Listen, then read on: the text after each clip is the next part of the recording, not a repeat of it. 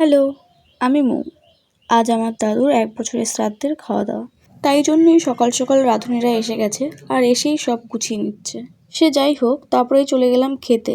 এসেই দেখি আমার দাদা, ভাই আর সবাই বসে পড়েছে খেতে। তো আমারও খেতে হবে, কারণ তারপরে কাজ আছে। তো আমিও খেয়ে নিয়েছিলাম সিঁড়ির উপর বসে।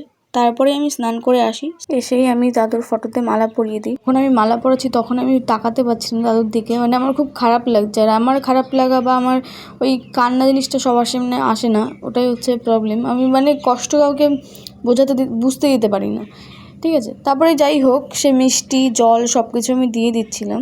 তো আমার দাদুকে হচ্ছে এই যে চেহারাতে বুঝতে পারছো যে কতটা রোগা ছিল। আর যখন শরীর খারাপ ছিল তখন মানে শরীরে কিছুই ছিল না, মানে পুরো মানে একটা পাটকাঠি যাকে বলে সেরকম এক টাইপসের। সে যাই হোক, মানে ওটা তো আগের ভিডিওতে সব বলেছি, আর এই ভিডিওতে কিছু বলছি না। তারপরেই রান্না শুরু করে দিয়েছিল, তো সেটাই তোমাদের সাথে শেয়ার করছি।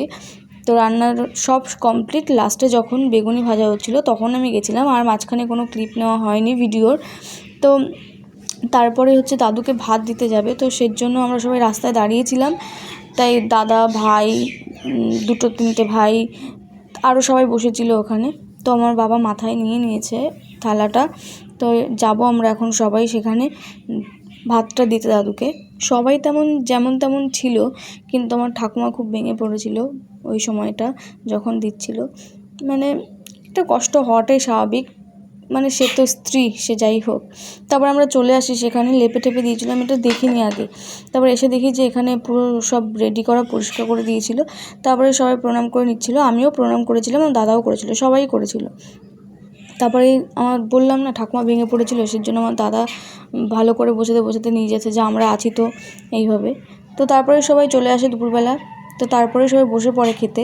তো আমি নিচ থেকে লজ্জার জন্য আর ক্যামেরা মানে ধরতে পারিনি। এরা আমার চেনাশোনা খুব, তাই আমি এদের সামনে, ওরাই বলছিল যে কী রে ভিডিও করবি না, তাই আমি একটু জোর পেয়েছিলাম ওদের সামনে গিয়ে ক্যামেরা ধরতে।